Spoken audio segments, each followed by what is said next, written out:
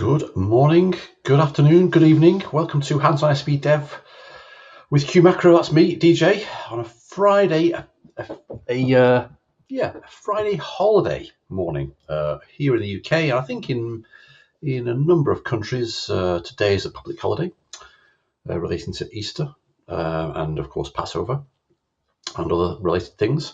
So thank you for joining on this holiday day. I was wondering whether to do a live stream. I've done a live stream episode on a Friday before when it was a holiday, a public holiday. But it seemed to be okay. I'm going to sort of disappear off. I'm not going to work the rest of the day. I am doing, however, another code at home. I'll talk about that in a second later on, because I think it's better if I keep the schedule going, keep the sort of the episodes up on the expected time and date. So anyway, good morning, Christian, Vincent, Rabadinho, Rahul, Helmut, moin moin, Andrew, good evening. Good evening to you. Good evening. And thank you so much for joining. So Rahul, you're saying you're still catching up with with the previous videos, but excited to learn something new. Yeah, there's been a number of folks that have contacted me recently. I think Chesh was another one. Who was also on this webinar yesterday, actually. They've been going through all of the recordings, and there's, 63 of them? So hats off to you people for doing that. That's amazing. That's an amazing piece of work. Happy time zone. Yes, Lars, I think that's, if you don't mind, I might use that in the next one. Happy time zones. Good morning, good afternoon, good evening. Happy time zone. Brilliant. What a lovely phrase. So yeah, there we go. I've got a few things to share, and then we'll just dig into sort of where we left off on Friday. Was it Friday last week? Seems very short. Anyway, yeah, wherever it was. Friday last week. In tracing through what's actually going on when we try and access that little dest test app, and through that dest test app try and access the OData service in the back end. We started that right at the end, so we'll see how far we get, and there's a few little things that hopefully we'll come across that are interesting. I am really tired this morning. It's been a long, hard week, so my brain is probably functioning even less than usual, so I apologize in advance. I can't even speak, I'm so tired. But I got my cup of tea. I've run out of coffee again. What's going on? But thank you, Gregor, by the way. Gregor is very kindly sending me over some coffee from Bavaria, so that's really nice. Thank you, Gregor. You've got to work in the Netherlands today. Okay, well, that's good. I feel better now. Thank you, Vincent. Thank you. The background looks awesome with all the books. Yeah, this is not a fake background, and those are not fake books. Those are real books.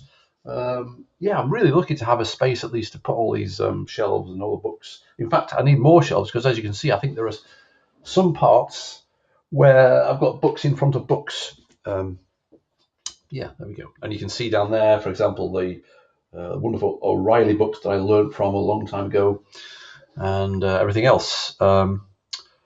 So, Helmut, you're saying it's for lots of Germans, it's a more important day than Easter and Christmas. Interesting. Yeah, Phil, I do feel tired. Thanks for what's the word I'm looking for? Sympathizing. Thank you. Okay. So it doesn't work with the kids. Is that the Christian? Is that the code at home? But you can watch the replays. In fact, let's get on with things. Yes, I do feel a bit tired. But anyway, hopefully you will all help me debug through this thing here. Anyway, let me move to the main scene. And I just thought, instead of just using Figlet to put the message, I like to have a default message going on in the background when we move to it, but I'd use another Unix command called cowsay. And I'd forgotten about cowsay, but in fact, playing around with Ansible, if you have not read the blog post recently on what I've been doing on the Raspberry Pi, in fact, I'll share those in a minute. Ansible has this default output for some strange, wonderful reason that uses cowsay, which is awesome. Anyway, let me move that down, And oh, by the way, yes, I did it yesterday. I did a webinar. So look out for the recording of that, moving outside of ABAP and the R3 architecture to CAP with OData and CDS. It was an hour long, and I messed around with CAP and built a little service. And I think if you've done CAP before, it might be a little bit boring for you. But have a look out for the recording. It's not out yet, I don't think, but I think the UK and Ireland SAP user group will post that when it's ready. So that's that. We might get round to this. We did a little bit of this already, but we might get round to doing some more of this today, as it's a holiday one. I've got lots of ideas to share. We've done some of these in the live streams already, sort of terminal commands. We might be using it today. A couple of episodes ago, we improved the output of the CF logs command, so we could read the JSON that was sort of embedded in the logs. There's all sorts of wonderful things you can do in the terminal, of course. And because if you've seen the what's new of the SAP Cloud Platform, you'll see that upcoming, there's this new feature set B with a CLI, a command line interface for the things that you would normally do in the cockpit, the Cloud Platform cockpit. So that's super exciting. I'm really looking forward to trying that out and sharing that with you. And so it's even more relevant and great for us that we've already got a bit of a leg up with all the stuff that we've been doing together over the past live stream episodes to make things better for ourselves. Create little functions and learn about pipelining output into input, input into output, and so on. Yeah. So anyway, so this is a blog post here I wrote called "Terminal Tip: Truncating CF Output," and I think you've seen this on the stream, so I won't show you that now. Otherwise, we'll get distracted. But there's the blog post. Go and have a read of it and see what you think. And in the comments, if you've got any tips yourself, put there. I'm going to do maybe some more terminal tip blog posts as well. Just a quick reminder of a few things. Next Tuesday, is it? Yeah, I think it's next Tuesday. Tom Young and Rich Heilman are having this fantastic debate. I'm looking forward to it on Hungarian notation and also data references versus field symbols. I didn't put that in the tweet because it was too long and also people wouldn't get that necessarily. But yeah, I'm super looking forward to this. I always learn things from debates, even if they're sort of quote unquote religious debates like Vim versus Emacs and so on. So I'm really looking forward to watching Tom and Rich in action there. Talking of in action, Max was online yesterday, and there's a recording of it, of course. He interviewed the wonderful Holger Bruschelt, who used to be at SAP, is now at Microsoft. So Holger is sort of the Microsoft SAP person in my mind. So have a look at the recording there. Oh, let me just put the URL in the chat for the live stream, which is next Tuesday that Tom is doing. And there's Max's channel. If you've not already subscribe, of course, and you can get the replay there. Max's Adventures in Cloud Platform, episode 5 with Holger. You can see Holger there, looking very handsome. And there's also, of course, one of our other friends and colleagues from the Developer Advocates team, Kevin. He's really been pimping up his YouTube channel, so go and subscribe to that. And he's already posted. ABAP Freak Show. It's awesome, isn't it? He's already posted a little video, not a live stream yet, but he's doing some small short videos. This Kevin is called Kevin's Coding Bites. So have a look at that. And this sort of is a replay, a very short replay of the stuff that he demoed on live stream, Hands-on SAP Dev live stream, episode 59 when he came on. I mean, it's awesome. So yeah, check out Kevin's YouTube channel and subscribe and have a look at this thing here. So there we go. Yeah. So Phil, Tom used to do a live stream or a show called ABAP Freak Show. More than 10 years ago, which was awesome. And he's reviving that. But the idea is that he was thinking, well, shall we still call it ABAP Freak Show? Because he wants to do more than ABAP. He still wants to do some ABAP stuff, but he wants to go beyond ABAP as well, of course. But why not keep the name? So, it's ABAP Freak Show, but it's ABAP++, as it were. Lots more than just ABAP. So there we go. So let's go back up now. I think that's everything I wanted to share. What time is it? Oh, it's only 9 minutes past 8. That's good. So yeah, I do want to get through this this debugging thing. Let's go and have a look here. Okay, so where we left off last time, in fact, I've sort of removed. Oops. I've removed the, let's go into the cockpit. I've removed that desk test thing, so we can actually deploy it again and have it nice and clean. Oh, DJ, that's not the right. I'm not the right person here. Here we go. I want to log on as the same person that we were using last Friday, which is which is. Oh, come on. There we go. I want to log off. There we go. So now let's try it. Oh, for goodness sake. What's going on? Ah, right. We've now successfully logged off. Let's log on. There we go.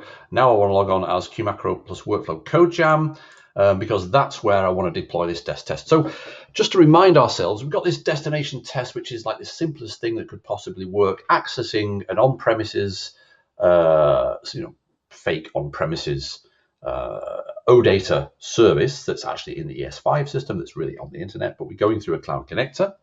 I'm going to enter the trial account and just make sure the cloud connector is still connected. There it is. There's my trial sub account, which of course has got a Cloud Foundry component to it. And let's have a look, make sure the connector is running. Yes, it is. I started it up this morning again, 5:38. Yep, connected since 5:38 this morning. It's running as a Docker container on my Chrome OS machine.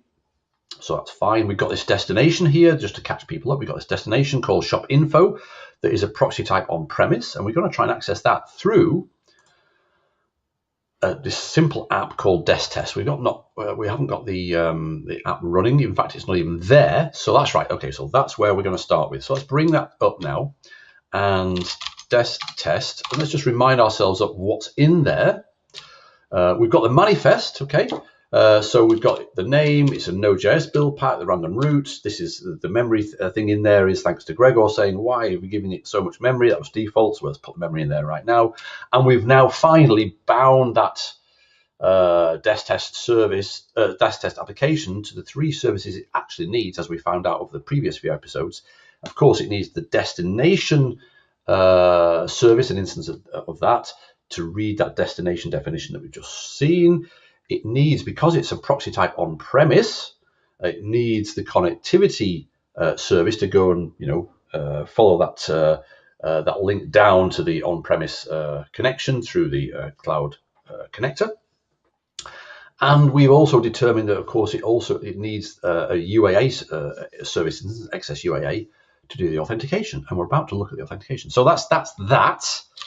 And in here, we've got this route defining where a request to our desk test, a / request, should go. It should go to the same, URL path / the root URL, and but it should go to the destination shop info, which is on-premises destination, serviced by the connectivity service in the cloud connector in my case, etc. Okay, so that's all there is there. So let's say CF push. There we go. Oh, hold on. Whoa. Are we in the right place? Yes, I'm in the right place. Okay. Max, my friend and colleague Max, told me about a really cool plugin called Targets, CF Targets, which I use lots of different cloud platform endpoints and accounts and things. If we get time, I'll show you this, and I'll show you a little bit of maybe how we can improve the use of that with scripting in the Bash shell. If not, we'll do it next week. But anyway, CF, the current target is CF is the workflow code jam. That's fine. So I can just do the push. Yeah, that's fine. If you've got multiple sort of endpoints, Cloud Foundry targets, it's really nice to be able to manage those and switch between them easily. And the targets plugin allows you to do that. In fact, while we wait, CF, we can see here CF plugins. Let's have a look. Targets. CF targets. There we go. CF targets. It'll give us a number of commands. Targets, which we just ran. Set target, save target, and then delete target. Okay, you can get the idea of what it does. So have a look at that. Have a play around with that. It's quite cool. There we go. So that's that. And let's see. It's installing any new modules. Blah blah blah. We've seen all this before. By the way. Could I get away with making this a little bit smaller? But I'm just wondering.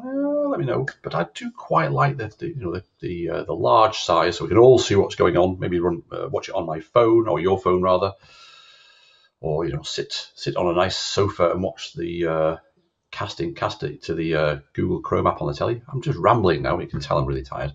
So Phil, yeah, seriously frustrating that user ID issue, but good to know how to remove the cookies login again. Yes, yes, I didn't even deliberately do that. That was just a knee-jerk reaction type thing. Yeah, removing cookies. We're in command of the cookies, so let's sort that out ourselves. Okay, so now it's deployed, and in fact, we can sort of see it here with the CF apps, but also there it is, desk test. Oh, there we go. CF, just in case, that terminal tip truncating CF output. That's all about building up a little function that I created. Function that I created called trunk. So I can say CF apps trunk, because this stuff here is really, really ugly and hard to read. So all you do that is just pipe it into trunk, and it'll just truncate it and just show you what we really want to see, which is just, there's the name desk test started. Great. Okay, so that's that. And there it is in the cockpit, which is cool. Funny mouse. So I think, was it Tame Impala we had last Friday? And that was a band, wasn't it, Phil and Andrew? Is it an Australian band? Anyway, Tame Impala no more. We have a funny mouse, or I thought it said funky mouse then. Funny mouse IP. Okay, so what we'll do is we'll start trying to access this application root, okay, and we'll see what's going on. Now, before we do that, why don't we bring up the terminal again? Let's go into here, and we'll say cf logs dest test recent. Okay, we can get the access to the recent logs, which is there. I think I could probably make this a little bit smaller, couldn't I? Let me know if you can still see that clearly. I'm pretty sure you can, but it's always nice to check, so let me know. So we remember that some of these logs are super ugly and super hard to read from a human perspective, but we also noted that the logs from Tame Impala from Western Australia, great band. I didn't listen to. I will listen to some later this morning when I finish this. I might listen to it loud. There we go. So we noticed that we've got some sort of embedded JSON here. I mean, come on. But anyway, we've managed to parse that. Okay. So what we'll do is I've got it written down what we did last time, because it's quite hard to remember. But if we say cf recent and then just put that into some logs there, so we're not hitting cf each time. We do want to do that. Sorry, we do want to do that into logs. Come on, there we go. Okay, so we've now got those in logs, and now we can say cat logs and grep for. And now this is what I'm going to do this time is, instead of looking for, I think it was written at, I'm going to look for out and then an open curly bracket. So I'm looking for this, okay, because I don't want to distinguish between what's in here. I've been looking into the Cloud Foundry documentation and starting to get an understanding of what this stuff is, because it's lots of different logs from different sort of levels mixed together. And we'll come back to this out a little bit later as well. So we'll do that first of all, but we also will, of course, do this line buffered, so we can get the output there. Cat logs there, so we get that, that's fine. But then what we did was we sort of tried to remove the spaces here so we could do a cut nicely. But I'm trying to reduce the amount of stuff we want to do here. So actually what we can do is standard buff, standard out, do line buffering for this cut command, where the delimiter is a space. And we'll just say, well, there's actually three spaces there, so it's 3 extra fields. So we'll go from 7 onwards. Okay, so now we should get just, there we go, now we should get just the, there we go, there, just the JSON. So now we can sort of pipe that into our wonderful friend JQ, give us some raw stuff here, and we'll just have the written at, what we had before, right? Written at and then a space. You can do this a different way, but then a space, and then we'll have the message, which is this thing here. Okay, so that should be fine. Oh, can I indent a string with message? Where are we? Where are we? Where are we? Yes. Okay, well, was that because out? That's fine, isn't it? Out. Message written at. I've got a plus. There we go. There we go. So that's what we had before. Okay, we'll use that. Yeah, Andrew is saying, and the logs being inconsistently structured. That's a good phrase, and it's very accurate. They're also not so easy for programs to parse either. No, I mean, I really am not a fan of inconsistent logs, and I think that comes from my early days working on IBM Big Iron mainframes, where of course it was all proprietary, and IBM was in control of everything. And things happened more slowly in those days in terms of creating software and everything. But the logs were so beautiful and so consistent and so perfectly structured and so easy to parse and so on. I was spoiled. So when I see this sort of stuff, I get super frustrated. Why can't it be better? But anyway, we can make it better ourselves, right? That's putting up the power in our own hands. So we've got this now. So why don't we say, what should we call it? CF or log clean. Clean log, and we'll call that as a function and stick it in there, and then we'll do that. And now we can say CF logs dest test recent clean log, and hopefully there we go, perfect. So we've now got a cleaner log. At least we're picking out those ones with the out open curly brackets. We know we've got some JSON in the output. So we'll do that now, and we'll get rid of the recent. So we're just having a scrolling sort of, it will update automatically. Let's do that first of all. Okay, so now what we want to do is we want to go here. I want to open up. In fact, I want to open up an incognito window, right? So we can control the cookies better and everything. So let's bring that to the fore. Where's the I want an incognito window there. There we go. That's there and there. Okay, perfect. I'll already open up the our favorite tool, the Chrome Developer Tools, which is awesome. By default, I've already got do not clear log on page reload, and have I got, yes, use large request rows. So what I'm going to do is I'm going to go over to the application root here, copy that link address and paste it in. Okay, there we go. Dest test funny mouse IP CF apps EU10 HANA-ondemand.com / okay, and let's see what we get. Okay, well, from a human perspective, right, we get what we expected, which is the challenge to say, give me your authentication details. So this is the Authentication Code OAuth grant type or flow. And what we saw, and we saw this right at the end, right? What we saw was we were given this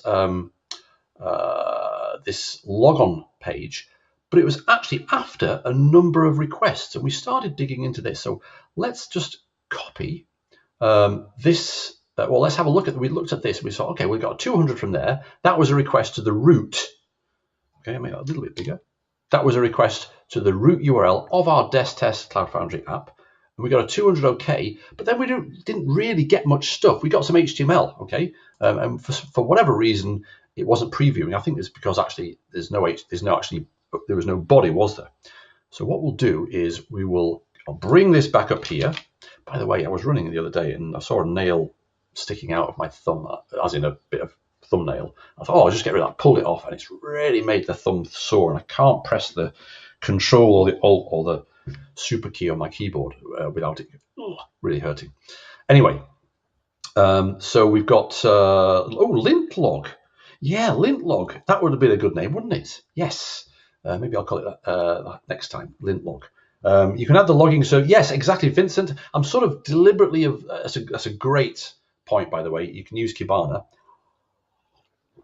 but I want to sort of come to that maybe later. Plus, I prefer to see logs at the command line because we can parse them, we can sort them, we can save them, and everything. I much prefer using the command line to any sort of graphical tool, which is you just feel less in control and less connected to what you're trying to look at. But Vincent, you make a really good point, Kibana. So I've brought the terminal back up there, and as you can see, we got a couple of bits of output, which we didn't see last time because I was grepping for something else. I was grepping for app, wasn't I? And anyway, so what we can see here is this is output from our sort of Cloud Foundry app. So what we can see is, look, the request URL was a slash, okay, the root. And it says, okay, I'm sending the page back with the client-side redirect, okay? So it's a page with HTML with a client redirect in there, okay, which we'll see shortly in the HTML. And it's a redirect to HTTPS p blah blah blah trial authentication EU10 HANA-on-demand.com OAuth authorized response type code blah blah. Okay, so that reminds us, right? If I bring up the authorization, there we go, access workflow APIs using the authorization code grant type. This is what we looked at last time, right?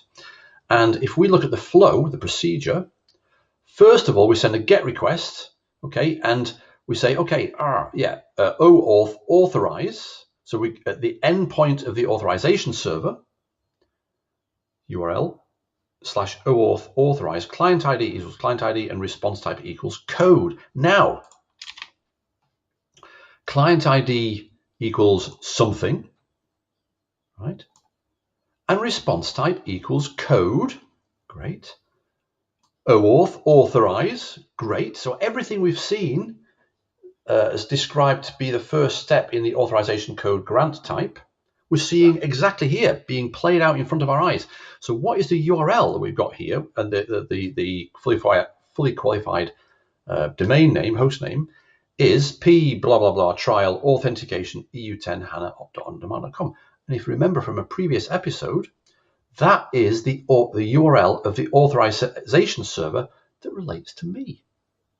Okay. In fact, we could see that if we have a look at the service bindings, for example, of this DES test here. And if we have a look at the XSUAA, for example, we can see, first of all, look at that, SB DES test !T37882, which is exactly what the client ID is in the client ID query parameter in the URL we've just looked at, okay? And the URL of the authentication server is that, which is exactly,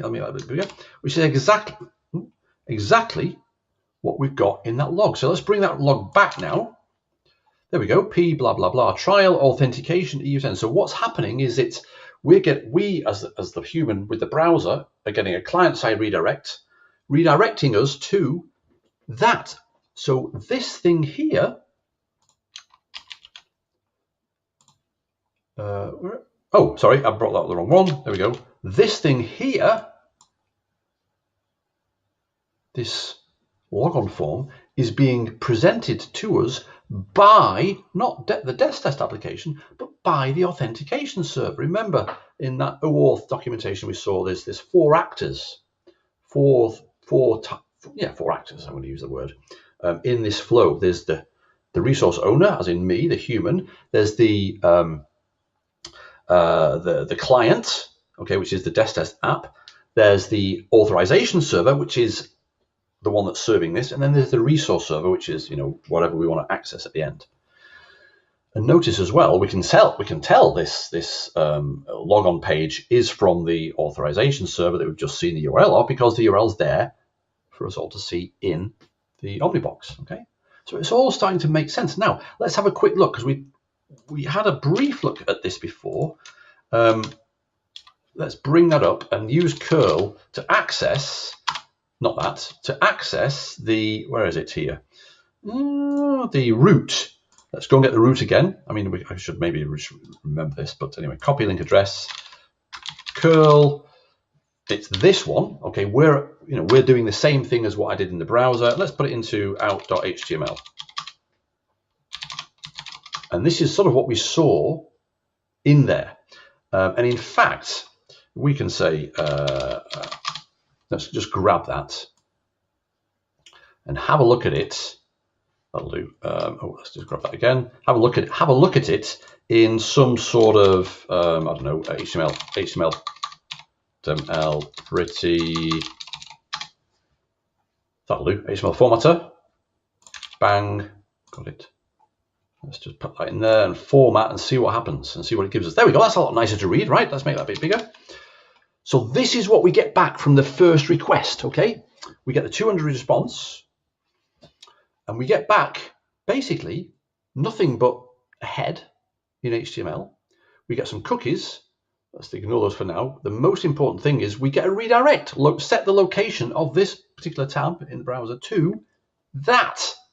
And check it out. OAuth, authorized, response type equals code, client type equals blah, blah, blah, blah, blah. And then redirect URI. Okay, the redirect URI is to here. Go callback. I can't easily grab that. There we go. Callback. And now let's just decode that URL because it's sort of URL encoded. It's a callback to /login/callback, but where? In our CF app, which is of course being listened to. This is a callback to the approuter, because it's the approuter that we're running when we run this app. So the approuter is sending out, first of all, this redirect, and it's also giving a callback to say, come back to me when you've got the authorization code. So /login/callback will be serviced by the approuter. Okay, well, that makes sense. There we go. That's that. So that's the first thing that happens. So let's do that now. Where are we? Here we go.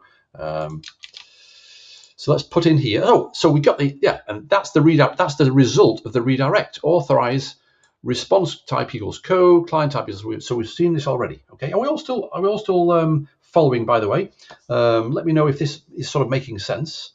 Let me know also if it's too much detail. I don't think it. I hope it's not, but please let me know if we're sort of going in the right direction. So we can see OAuth authorized response type equals code.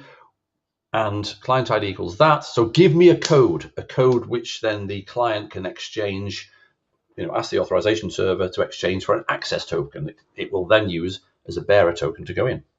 Thanks, Andrew. Appreciate it. So, and then we get So then we get the login page. Okay, because that's where we redirected to, isn't it? Blah, blah, blah. So the login looks like that. So that's this page here, served to us by the authentication server, right? The authorization server, authentication server. Anyway, the auth server, let's say that. And that, of course, has got a little logo and some CSS and everything. So that's these things here. So let's now authenticate. Okay, get past that first step. Let's close that. We're going to keep these here. Let's close that now. And of course, we successfully get access to the EPM ref apps shop serve, the OData service that's running on ES5 that we're accessing through the connectivity service and going down the Cloud Connector tunnel, all that stuff that we set up last time. Thank you, Murat, and good morning to you. Good afternoon, sir. And Rahul, yes, seems like all the actors having dedicated, they do have roles to play. They all have roles to play. All the world's a stage and all the something or other are merely players in it or something like that. What's that quote? Oh dear, that's bad that I don't remember the quote, isn't it? So what we get then, of course, is the login.do. So that form, the logon form with the user ID and password, is a normal HTML form, and the action or the the target of the login form is a login.do, okay, and the type was form URL encoded, okay. So we send that stuff off. What's it there? Can we see anything in the headers there? Response headers, blah blah blah, request headers. Woo. There we go. We get all that stuff there. But then we get redirected to where? To this location. A 302 redirect always has to have a location in the response. And we get redirected to the next step, right? Let's just go back to here, which is we get this, well, actually, let's go back here again, just to have a look at it. We get redirected to the OAuth authorized response type code, right? Which is that thing there, which was where we're still going, OAuth. And of course, then that redirects us to our callback that we set, okay, to desk test funny mouse IP CF apps, okay. So we've jumped back with the code, and the approuter now receives that /login/callback. And of course, it's able then to grab that code, 8Q3, whatever. Okay, so anything we can see here, location. That's right, yes. So that's the request going from the browser. Okay, so the browser is making the callback to the approuter, passing the approuter sort of, implicitly or unknowingly or just beautifully, right? Passing it that code 8Q3 that the authorization server has granted because I gave my correct user ID and password. The approuter then says, "Oh, thank you very much," and then redirects us, the human who wants to see the resource, to, we got a 302 redirect to location /, which is going back to the approuter with the /. So you'd think, first of all, well, isn't this process going to repeat again? We're going to get the logon page again? No. What happens then in the back end at the approuter then turns around with this code, of course, remember, right? If we have a look at the documentation, once we've got the code, copy the code from the HTTP URL, right? It's 8Q3 or whatever it was. So this is what the approuter is doing now. And then the approuter says, all right, I've got this code. I need to exchange it for an access token. Request access token from the OAuth 2 authorization server. So it being the approuter, of course, acting on our behalf. Well, acting on its own behalf as well, really, I suppose. Sends a post request to the token endpoint, as in the authorization server, and specify the grant type of authorization code. Use the URL service configuration, blah, blah, blah, blah, blah. Okay, so it's the thing that does the OAuth token grant type equals authorization code, and here's my code, and give me a bearer token.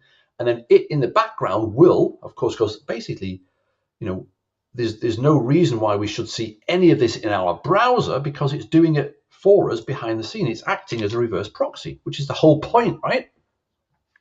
So the next thing we see, of course, content length 593, content type application XML. The next thing we see is the actual XML of the actual, is that the metadata document?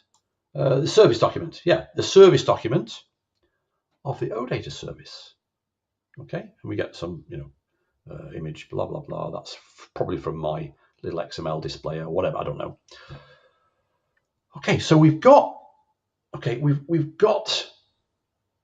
a general idea now of what happens, but there's still something missing, right? Gregor Wolf, have you already shown what the approuter does in the background? That can be nicely done when you run the approuter locally. Exactly. So that's something, Gregor, you read my mind.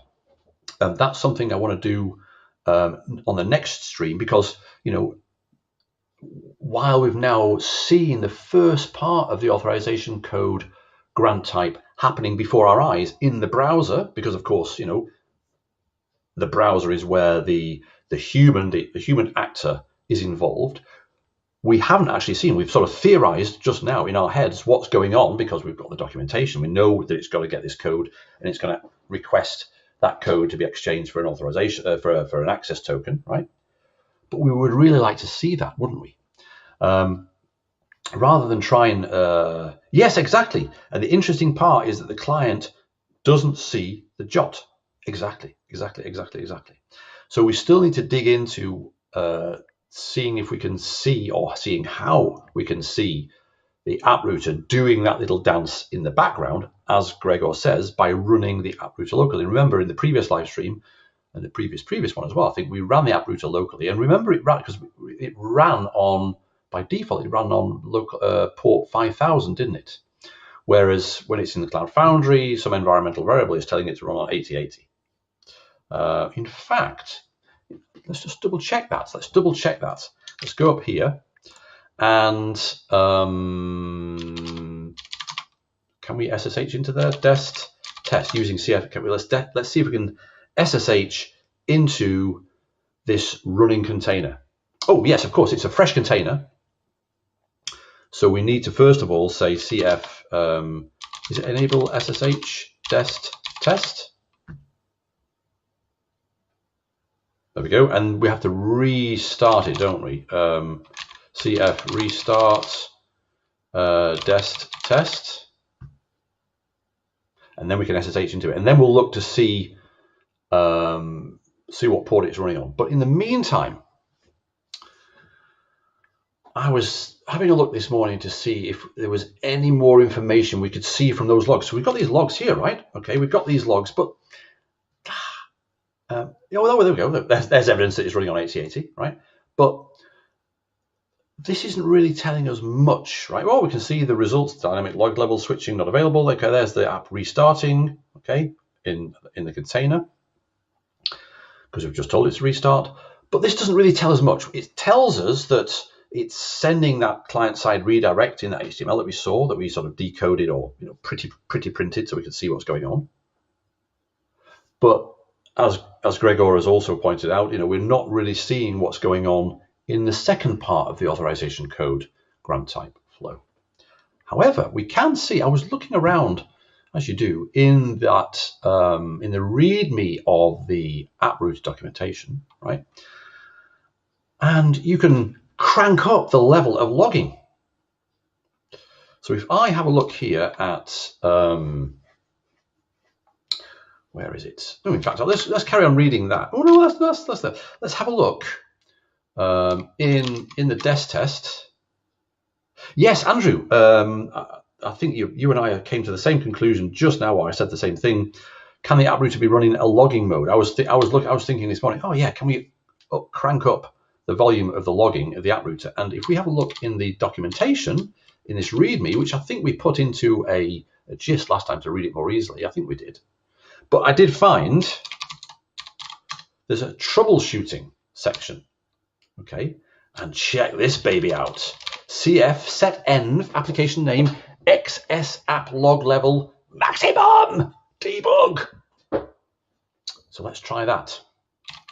CF set env. It's another beautiful command we've never actually used in Angular before, but there we go. We can pass an environmental variable. I wonder if we could play around with the destinations. With setEnv, we could change the destination as it was running. That'd be cool, wouldn't it? I have no idea. So let's quit out there. CF setEnv dest. What was it? Oh, what was the URL? What was the thing called? Approuter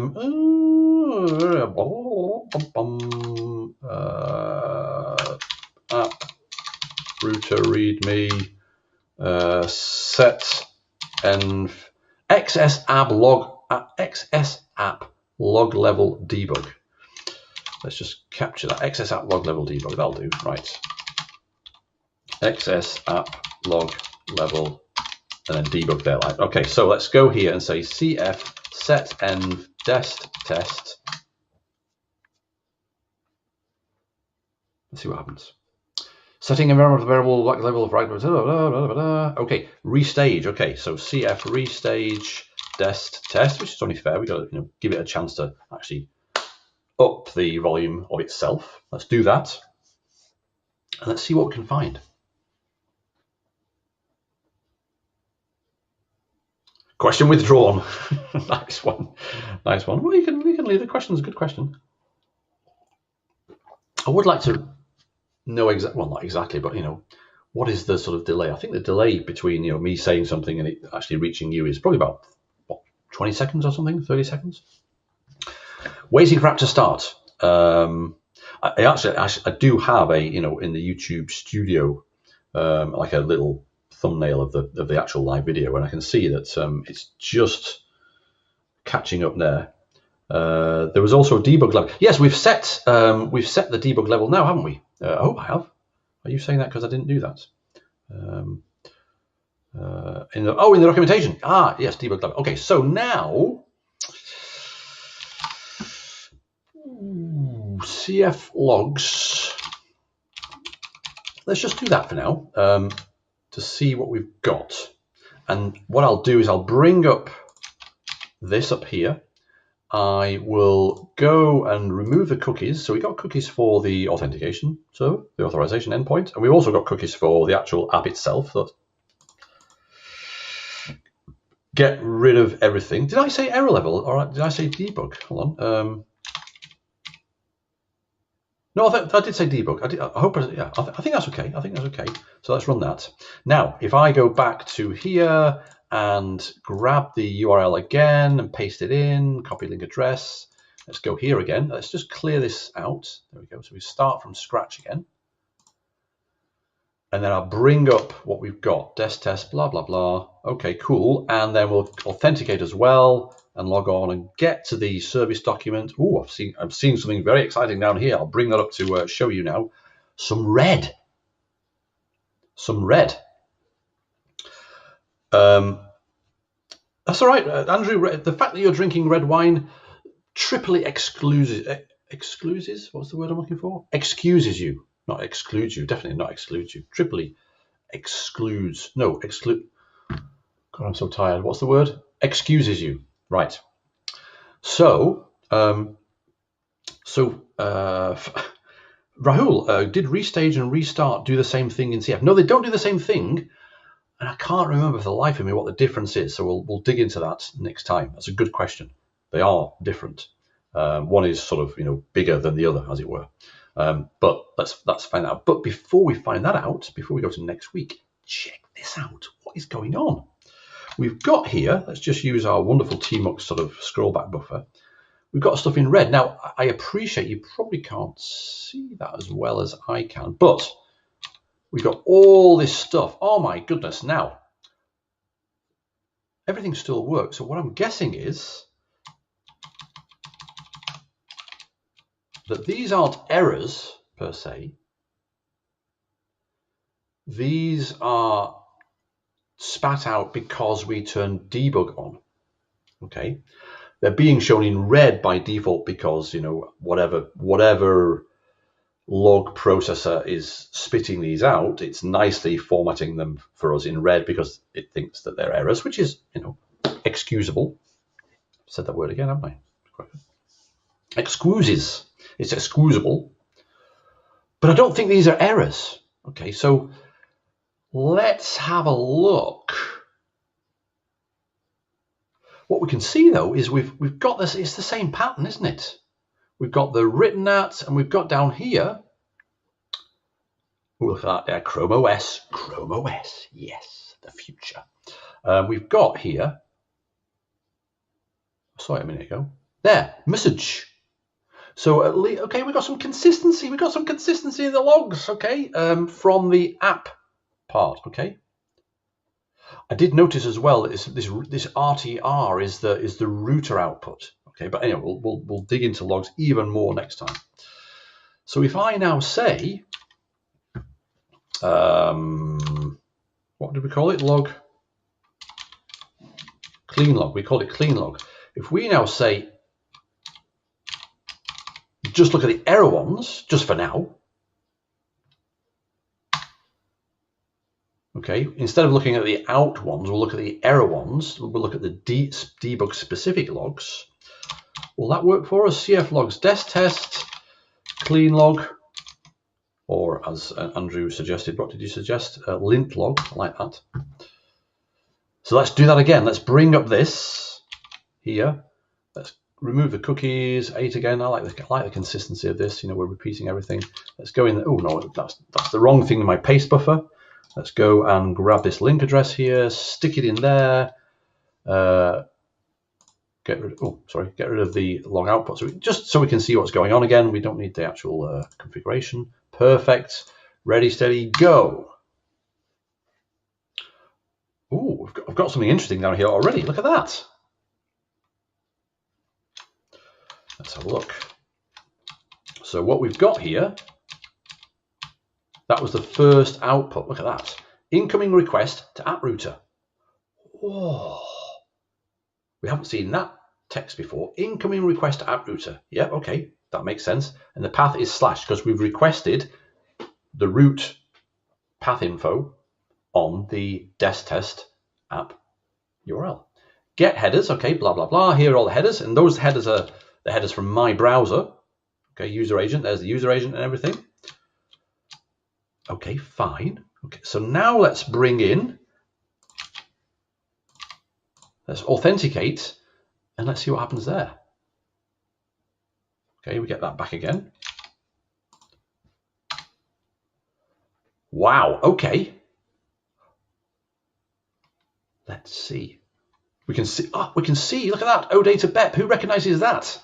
Backend event and enablement processor from Gateway, SAP Gateway. That's a response from the SAP backend. So this debug is definitely going to tell us a little bit more. Let's have a look. Let's have a look. Oh my goodness, Gregor. We might be able to see everything here. Okay, let's go. That's the one we saw before. There's the incoming request from me in the browser. There is another incoming request to the approuter. And remember, that's after we authenticated. So we're now seeing what's happening on the back end. Okay, we sort of, in the browser, in the Chrome developer tools, we sort of, it left off once it did this authorized response type and then the callback, didn't it? Okay, so now let's bring that back up here. We're now seeing what happens. We're sort of like, you know, turning around and opening the door to see what's going on in the back room as a result of that login callback code equals blah blah blah. Okay, that's because in the browser that's all we saw. Thank you, backend event provider. Thank you, Gregor. A question about expiry. Oh, hold on, what's this? I'm missing things here. Andrew Barnard, RTR 10, approuter, but what is 10? Now, RTR is the Go router. That's the thing that's a Cloud Foundry thing rather than the approuter. There's lots of routing going on, right? There's lots of reverse proxying going on in this whole sort of scenario. And I was looking at the documentation earlier this week, thinking, what the heck is RTR? I like these 3-character codes at least, you know. Anyway, but RTR is the Go router. It's in the Cloud Foundry documentation, and it is the thing that routes between the Cloud Foundry and the actual app that's running in the container. Okay, so that's what that is. I don't know what /10 means yet. Maybe it's, I don't know. I could guess, but let's not guess for now. Let's dig in and see if we can find what that is next time. I love the fact that you're all as curious about this as I am, because, you know, it's fun. I think it's really interesting, right? A question about expiry, but we're good to know what's the relationship with OAuth and session life on a project at the moment where I need to understand more about this as far as mobile. Okay, Phil, remind me again next week, because I'm going to forget that question. Remind me, and we'll put that on the list of things to look into. Okay, so thanks, Phil. Have you got a beer, by the way? You better have a beer, or because Andrew's got wine. Anyone still knows what OPU stands for? Yes, I do. Nobody said it, so I'm going to say it. Occasional platform user. That was from the early days of what Gateway was really all for originally. Yes. Okay. Robert. Robert. Hello, Robert. It's great to see you. OData processing you. No, occasional platform user. The whole idea of Gateway was to provision data in the form of OData services for apps that were built, outside of the SAP GUI and, maybe web-based, for people who didn't use SAP that often, and also for developers who didn't use SAP that often. So one of the ideas was that the Gateway allowed, the developer to translate between, the 5-character codes of, a structure in the dictionary, you know, all the sort of weird and wonderful SAP terminology, and something a bit more sort of human, which I personally dislike. You know, I don't want long field names, I want short field names. But anyway, that was one of the aims. But one of the other aims was that, yeah, let's build this stuff for people who don't use SAP very much, you know, so they give them a nicer interface because they don't remember how to use that GUI or whatever. So exactly, Andrew. Yeah, you're typing exactly what I'm saying. Perfect. Andrew, are we the same person? I don't know. But anyway, I'm talking too much because I want to look at this because it's super interesting, right? Because we've just opened the back door to see what's going on at the approuter level behind the scenes. Once it's received from that redirect in our browser, once it's received that callback code here. So let's have a look. Incoming request approuter with the callback code, which is there. Blah, blah, blah, blah, blah. Okay, there's the referrer. And then, Gregor, our wish has been granted. Check this out. The next thing that the debug log gives us is requesting user access and authentication or authorization or whatever the A stands for. I can never remember. At our authentication server endpoint, right?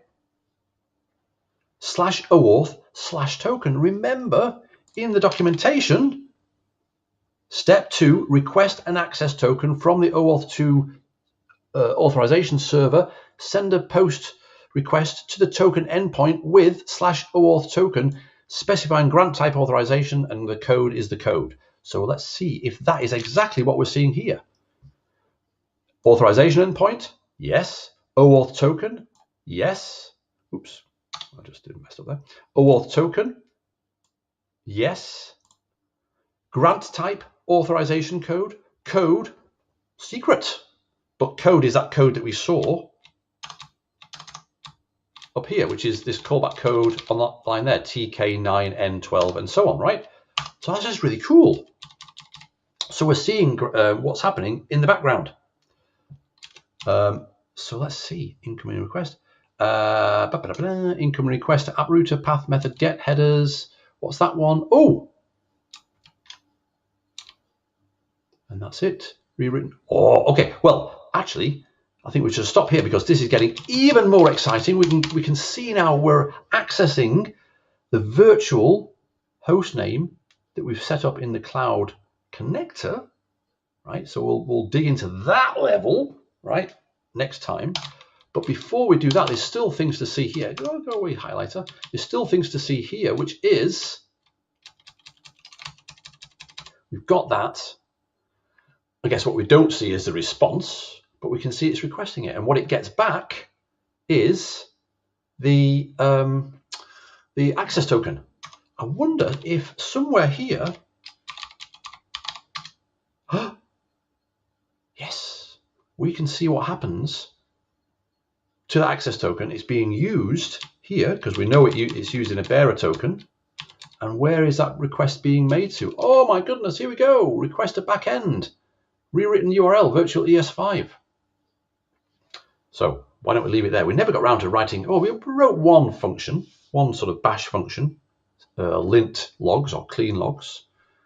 Let me know if you want some more on that as well. I think the more we dig in, the more there is to learn together, right? Which is a nice problem to have. So that's really exciting. I didn't think we'd see all that. That's really cool. Seriously. But anyway, Andrew, so the approuter has implemented the author. Yes, that's exactly the point. So I didn't say that explicitly, but yes, I mean, I need to say that explicitly. The approuter is the super important thing for us as developers because it is the thing that does the dance on our behalf, right? And once the approuter has received that, anyway, I'm going to stop there. It's 8:59. Is it time already, Si? Until next week. Yes, thank you all so much for joining on this holiday Friday. Hope you were as excited as I was at seeing this on a Easter Friday. I think it's wonderful that you all joined me. Thank you very much, and I'll see you next time. Don't forget, code at home this afternoon, UK time, 15:30. If you've got kids, want to learn the program, etc., etc. But until then, goodbye.